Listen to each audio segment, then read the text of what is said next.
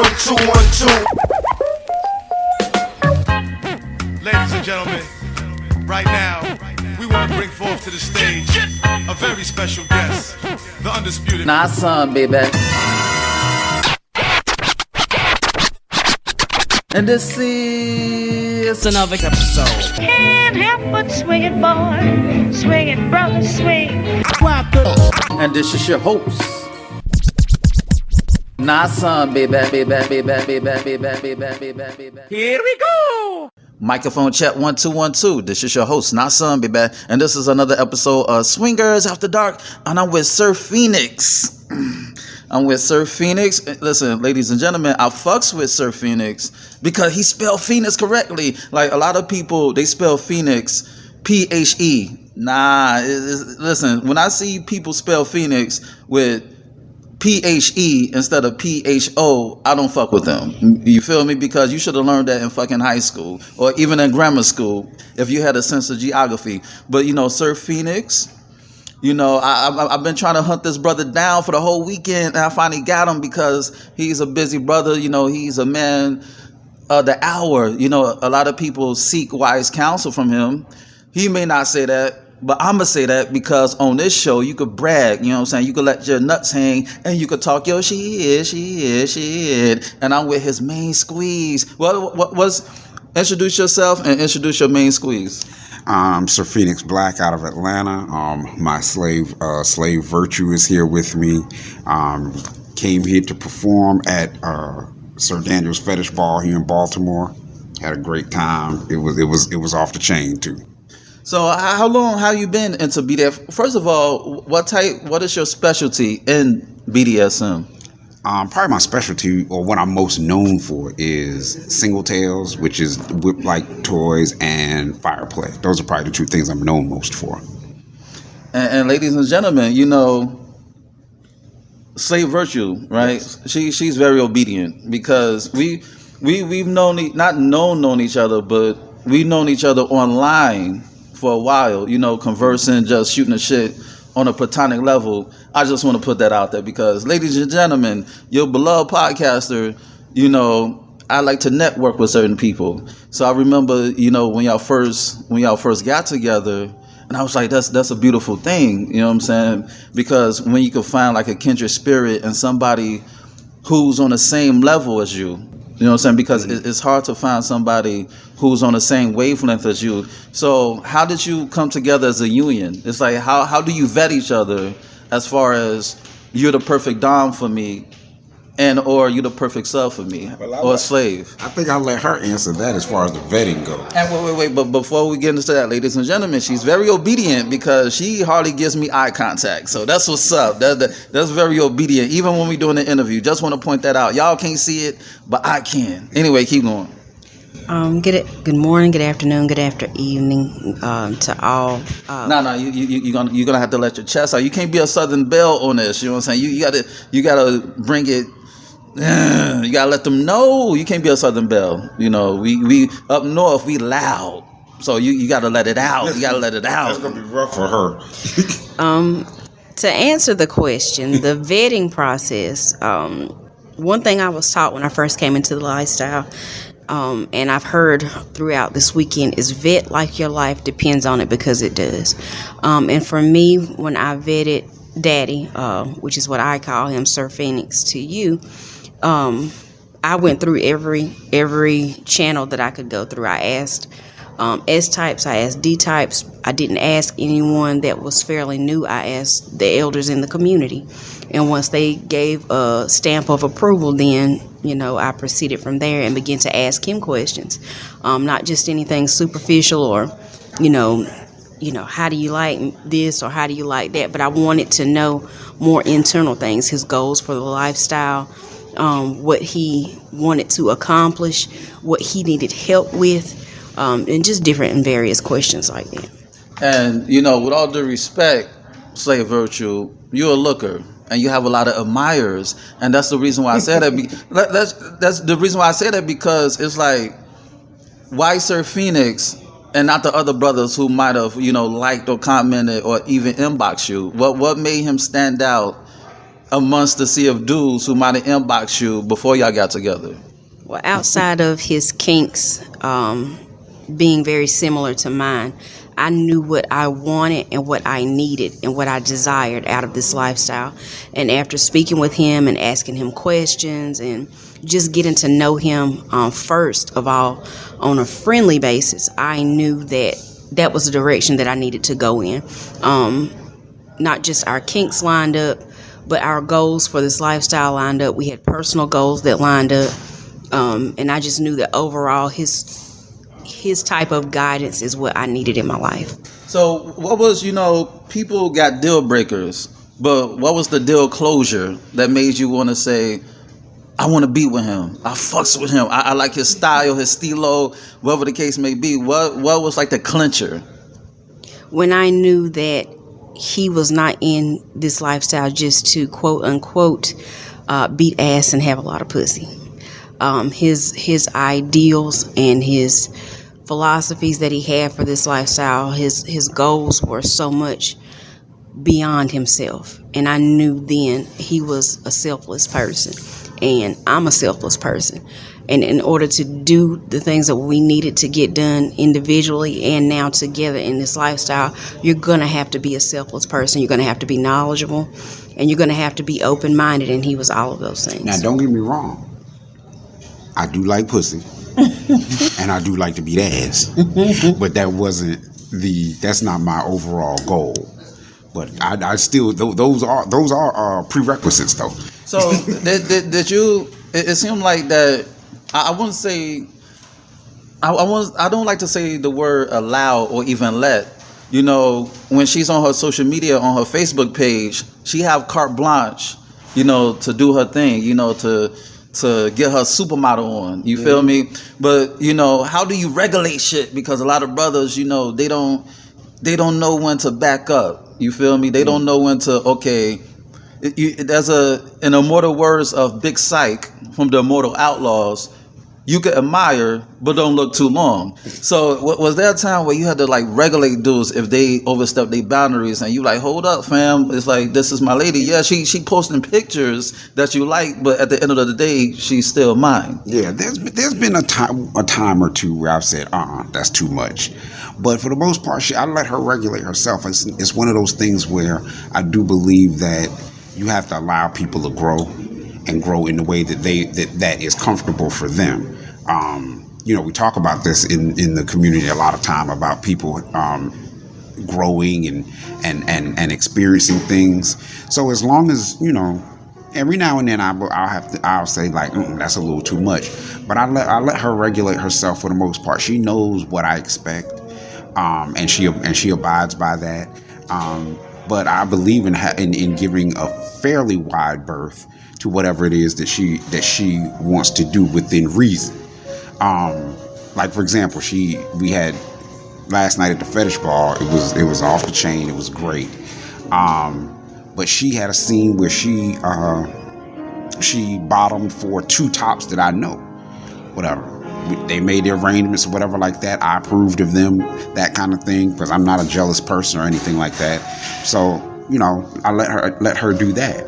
So yeah, it's about and see, a lot of times a lot of times you have to let people experience and stuff or they feel stifled.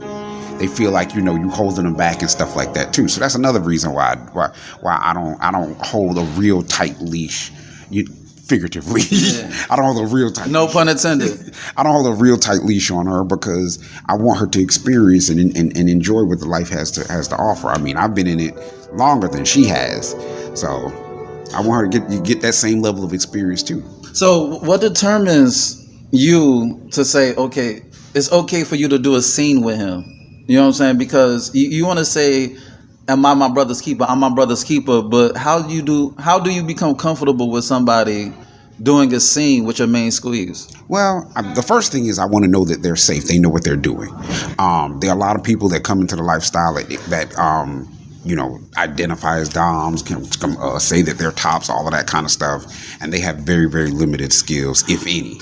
So those get knocked out right off the rip. So if you're not someone who has some experience, has a portfolio, I've seen play, something like that, then you're not. I'm not going to let you touch her. And then after that, if I am okay with the person, then I let her determine does she want to play with them, because I'm the first obstacle. Then is if she's comfortable, and she's the next obstacle to say, okay, well, this is what I'll do, this is what I won't do, especially a lot of male dominants a lot of males who identify as dominants or tops think that play just includes sex, and that does not for her. So what do you think about the crossing over from swinging to BDSM? Even adult entertainers are coming into BDSM. So what do you think about like the hybrid or people crossing over? You know, it's like blurred lines where people get into BDSM. You may have dudes, they want to be doms because it's up their pussy game. So what do you think about the commercialization of BDSM? Oh, that's a long answer. Well, just break it down. Just give me the abridged version. The overall, I think it's good. It's a net positive overall. I think that it has brought more people into the lifestyle, to experience their sexuality, to understand some of the things that they like and don't like, to have cathartic scenes, and and touch upon things that they didn't even know that they liked.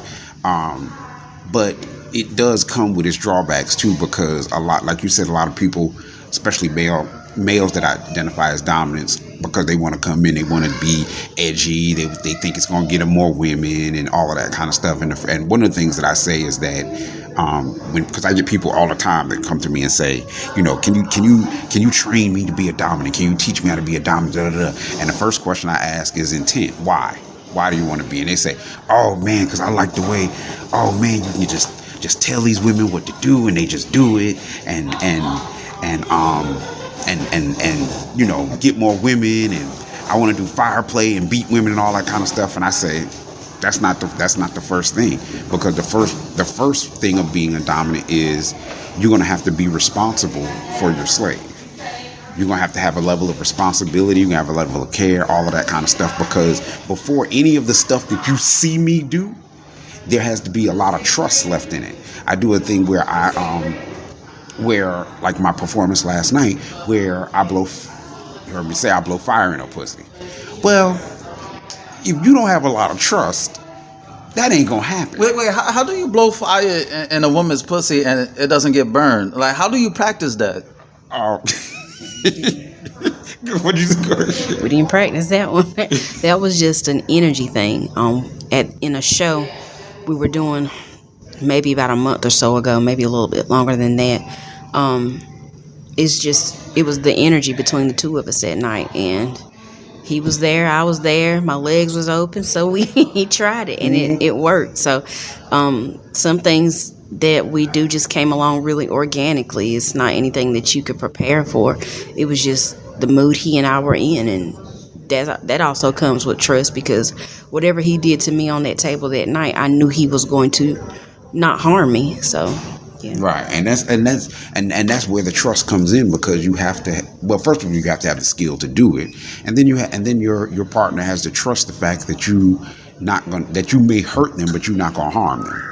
And that takes time. That's the emotional work that underlays what you see us do physically.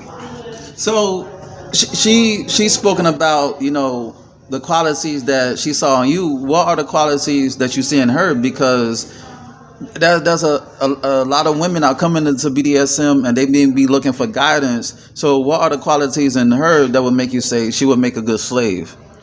Oh, there's so much I could say about I call her Muffin. There's so much I could say about Muffin.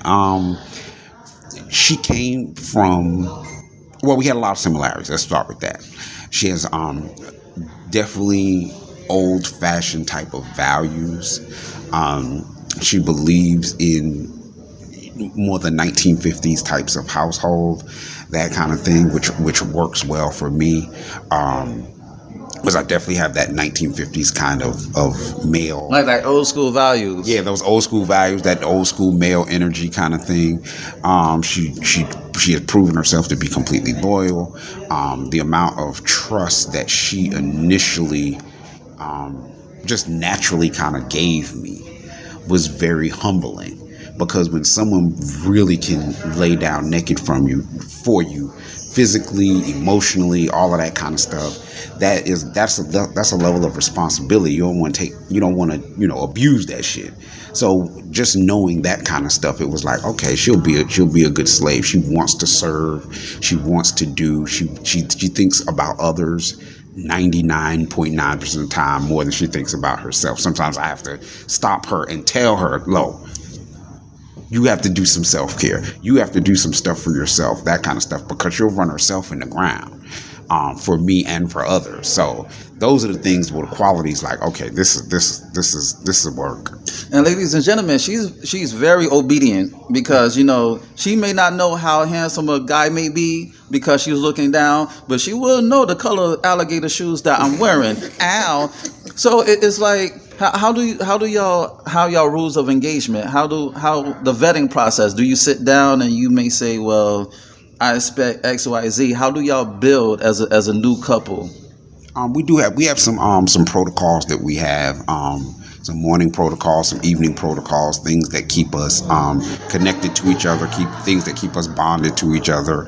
I do for her just as well. People think like, oh, the dominant just receives and the sub just gives. No, it's a power exchange. We do for each other. We do for each other in different ways, but we do for each other. It's not a I just receive and she just gives, because if you keep making withdrawals, eventually your account's going to be overdrawn. So we don't. It's not like that. Because I give you an example of something. Since we've been together, and I don't ever intend this to change, she hasn't paid a household bill. She hasn't paid not one household bill. Even when we first got together, I said, you don't have to work. Now, there are a lot of men D types that are gonna be like, oh shit, I gotta do all that shit. Yes, nigga, yes. But she wanted to work, so she started to work. She got herself a car. She started a side business, her cupcake business, Can't Fake Cakes, on Instagram. And all of that money is hers. It's not like a pimp thing. So it's and a lot of times I think that's why people say, even within the lifestyle, said you all are like relationship goals. Like y'all shit is just fucking fantastic. And I'm glad you spoken about paying 100% of the bills, because that's like an ongoing debate whether a man and a woman should go 50-50 or he should pay 100%. But besides that argument, it's like you have to be a man before you become a dom. Absolutely. You know what I'm saying? It's like a dom is just a title. Mm-hmm. A dom is just a title, but you have to be a man. And a lot of dudes, they don't know how it is to be men. You know what I'm saying? Yeah. So that's why it was important for you to say, I want to take care of the household. I'm not looking for BDSM to freeload off of women, and my subs or my slaves, they're not going to take care of me. Or they're going to take care of me. I'm using them to take care of me instead of me taking care of them, and making sure that it's a synergy between us. I may take care of something for you, but it's an exchange. So, it's like a balance. So explain that balance. You mentioned, you holding her down financially. So what would make a good slave? How would a slave serve her man? As far as how we operate, because every household is going to be a little different. But she doesn't. I take care of all of the finance stuff or whatever. This weekend, whenever we travel, stuff like that. But I haven't cooked a meal in 2 years. I haven't washed a load of laundry in years. Actually, to some degree, it made me a little uncomfortable, because I've grown to the point that I rely on her so much. I feel like the few times that she's gone away for a weekend or something like that I feel like fucking incompetent. Like I was like, oh shit, I ain't washed clothes in a minute. I haven't cooked in a minute. whatever like that. But those are the things that give her joy. Those traditional roles, and again, this is different in different households, different sexual orientations, gender roles, all of that kind of stuff. But for us, we have a very kind of traditional role, kind of dynamic kind of relationship. So that's for us. So I handle, but what you said about being a man first, whatever that definition is for you, stick to it, be authentic to it. Because people, you gotta, that's the first thing, because fakeness gets weeded out real quick. And people say, like, I want to be a master, I want to be a dominant. Well, one of the other questions I ask is, do you have dominance over your own life? Do you have mastery over your own life? Is your life in a condition that you could even take on a slave? And do you have mastery of self? Right. Do you have mastery of self? And slaves or submissives or slaves that come to me, I say, after some of the other preliminary things, I will say, is your life in a condition that I would even want to take control of it? Because that's something you need to think about. Like, I don't want to take control of a fucking mess. Like, if your life is a mess, I'm not a therapist. I'm not any of it. I'm not a counselor. I'm not any of that kind of stuff. If your life is a mess, I don't want to take over a mess. Have your life in order. Don't have to be perfect. No one's life is perfect, but have your life in some kind of order that is in a situation where you're not thinking I'm being Captain Save-A-Ho. Mm-hmm. Like, I'm trying to, like, you have to be strong in yourself to submit to higher strength. Mm-hmm. So, because a lot of dudes, they could be good teachers but poor students. You know what I'm saying? They don't practice what they preach. So what's the difference between a slave and a sub? And what would make a woman be comfortable enough to be a slave? Because the word slave has a quote unquote negative connotation. Yes. So first, break down the difference between a slave and a sub, and break the misconception about the negative connotation of being a slave. Well, that's something, especially being black, when you have just the connotation of master and slave. That historical context is something, but when you get into the lifestyle, and most people, it's a progression. It doesn't happen overnight. It happens in time, where you say, because the general conditioning is to think of master being brutal to a slave, but within this lifestyle, it is a very caring type of relationship. It's not brutal like that. Now, the definition between a submissive and a slave, the brief, most concise answer I can give to that is that a submissive is negotiating all along the way about the things they will do, won't do, that kind of stuff. A slave has given up total control. They are obedient, period. But without any negotiating and stuff like that. But to be a slave, you have to really trust your master. So that is where, and see, that's where some people get lost in it. They say, like, I want a slave. Can you be trusted with a slave? Can that slave trust you? Can you be responsible for that slave? Because no one's going to let you run them into a brick wall. It's just not that. It's just not going to be like that. You see us do the shows and me spank her and whip her and do fire play on her and stuff like that. You see all of that kind of stuff, but that stuff comes with a great level of trust and care that doesn't develop overnight. You've got to show. I think the Bible says, "Show yourself approved," before your slave is going to say, "I submit to you fully. I will obey your orders. Period, without question." Because they have to test your character to see, can you be trusted with that much authority?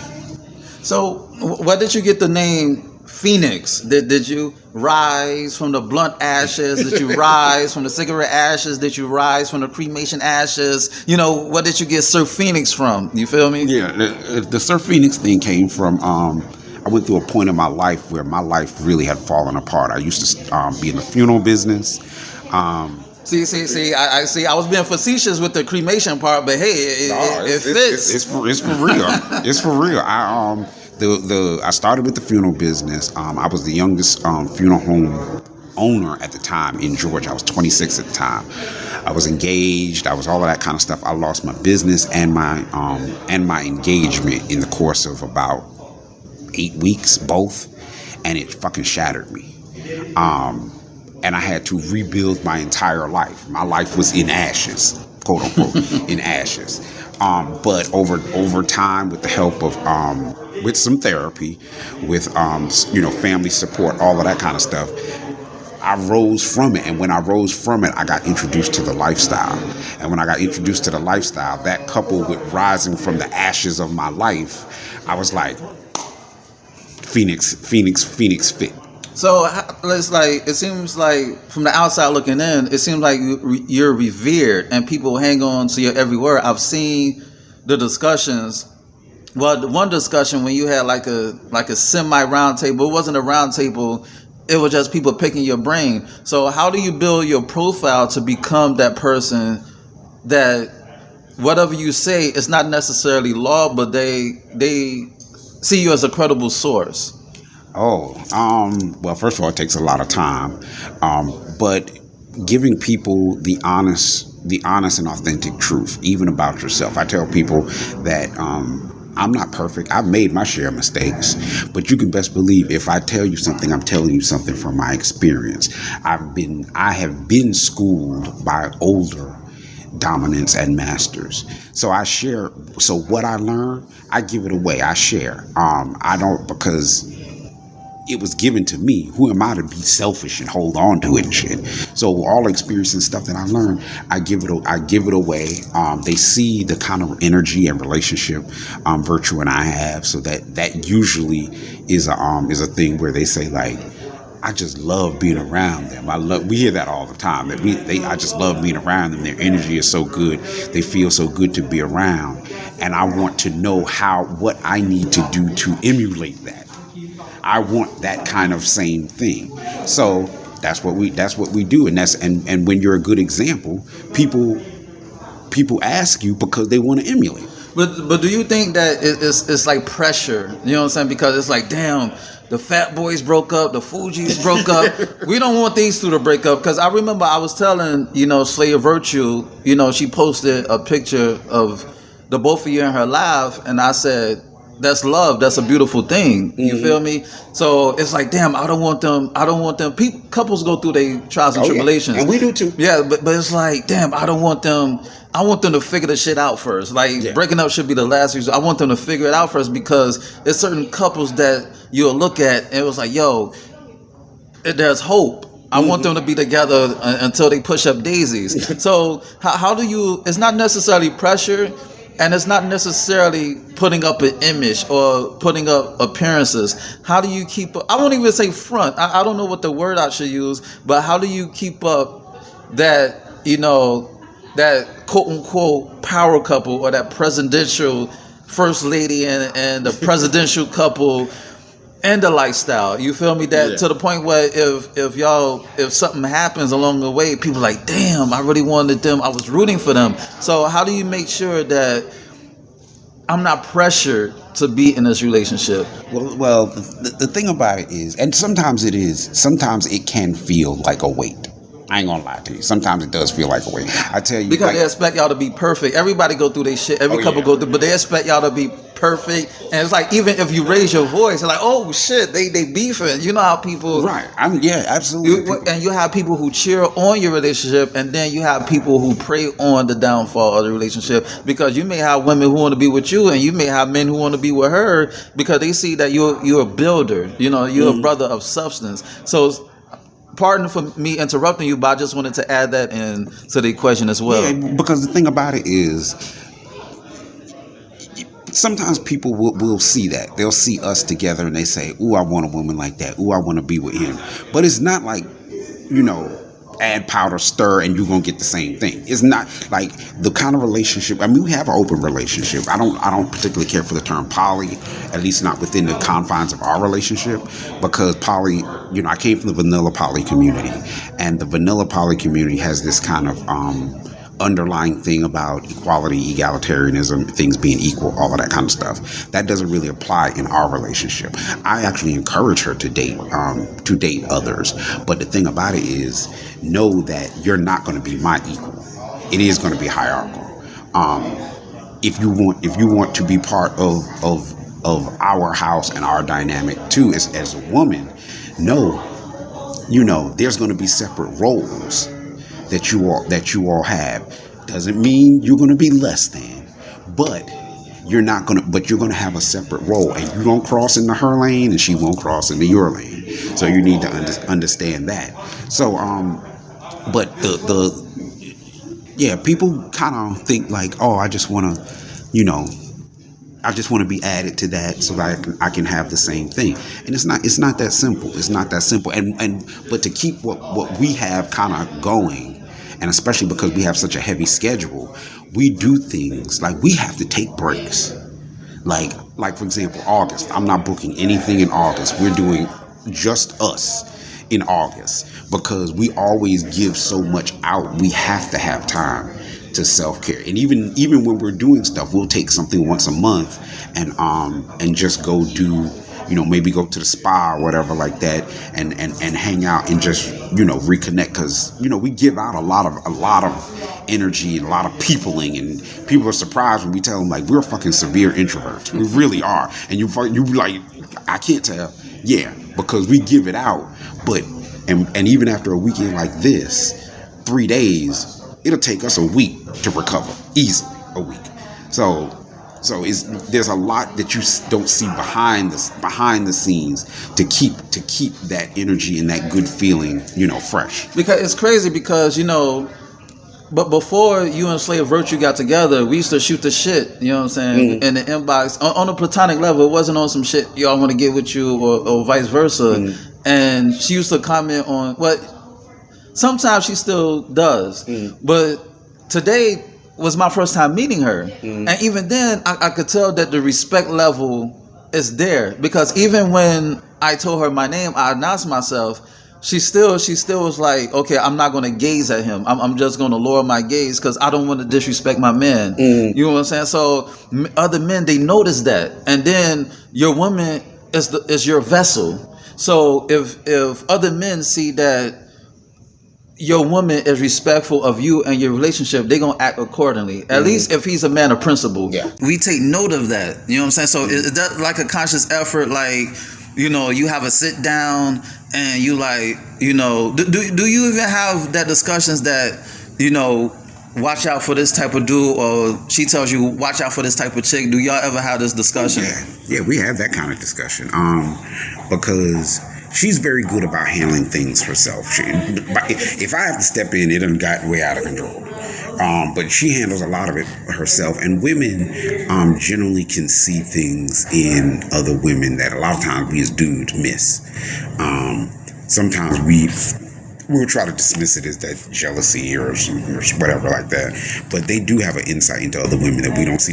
I call it like a dog frequency. Like, like you can blow a whistle and it's like a dog whistle and only the dogs hear it. I think there's a frequency only women can hear from other women. So they definitely have that kind of thing. And I do take her advice, and it's not on some jealousy shit, because she knows that her role is secure.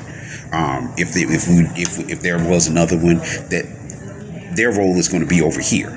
So you don't have to worry about them swaying into your lane and you swaying into their lane, or them pushing you out, because usually that is always the concern, that you'll be pushed out, of course, especially in poly and non-monogamous relationships. But she knows her role is secure. I try to reinforce that and support the fact that, like, your role ain't going nowhere. Like you this. Like, even if I have another, you're going to be my show bottom. You my bottom chick. Right. You my show bottom, period. You the base of the pyramid. Right. You the base of the pyramid. You my show bottom. You ain't going nowhere, all of that kind of stuff. Like, you good. So if you know your role is secure and you ain't going nowhere, it doesn't really matter whether someone else kind of comes along, because my role is this. And not only that, me, we've been together for some years, all of that kind of stuff. You can't nobody outdo you in my life, in your role in my life. Can't nobody outdo you with that. It don't matter what comes. Pussy, head, cooking, what, like, all of that stuff. You understand where you fall for me. So your shit is secure. That what is my former said. That's what that is reinforced needs no protection. So if your shit is reinforced, you don't need no protection. And on that note, this has been another episode of Swingers After Dark, and this is your host, Not Sun, baby. Check out my website at www.notsunblaze.com. That's www.nahsunblaze.com, and check out my ebook, Fuck. Yes, you heard right. Fuck. F-U-C-K. It's on Nook, Kindle, iBooks, Google Play. Go get it. It'll make you say, na-na, ow. And shoot me an email at swingpodcast@gmail.com. That's swingpodcast@gmail.com. Hit me up with any questions or concerns that you may have. Rate, share, subscribe, and comment on this podcast. Dig. And on that note, until next time, peace.